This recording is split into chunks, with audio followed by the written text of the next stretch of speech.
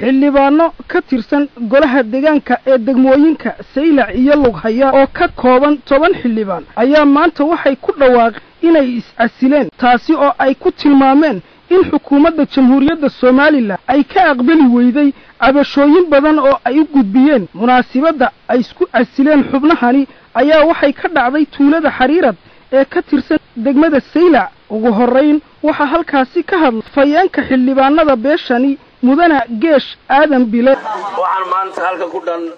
7 xildhibaan oo ka kala socda degmada Saylac iyo Lughaya waxaanu rabnay oo shacbigu u yeernay inaanu maanta bayaan siino cad oo aan uga warrano wixii dhacay jira iyo wixii aanu malag moodnay ama aanu go'aan moodnay inaanu idin sheegno waxa dhacay doorashadii ka dhacday laba degmay Saylac iyo Lughaya ummadda ka soo jeednay doorashada cadaalad darro ku dhacday aanu iska diidnay waanu dacwoonay dacwadii wax laga hoos qaaday waanu weynay hargeysa aanu tagnay wax laga hoos qaada oo eega waanu weynay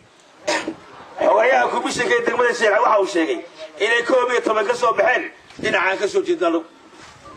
dacwadii markaanu tagnay wax laga hoos qaadaan weynay rabitaankii shacbigeena aan eegnay waxaanu go'aan ku gaadhnay mar haddii cadaalad laga waayay dawladdii iyo komishankiina doorashadii cabashadaydii hoos u eegi waayeen la noogu daray waliba tahdiid waxaanu garanay oo maanta halkan idiga cadaynaynaa maadaama idigu aadna soo doorateen 10 xildhibaan ee halkan taagan waxa uu walba afkiisa kaga hadlayaa inuu xildhibaanimadii xilkii uu sida iska dhigay oo uu maanta laga bilaabo xildhibaanahay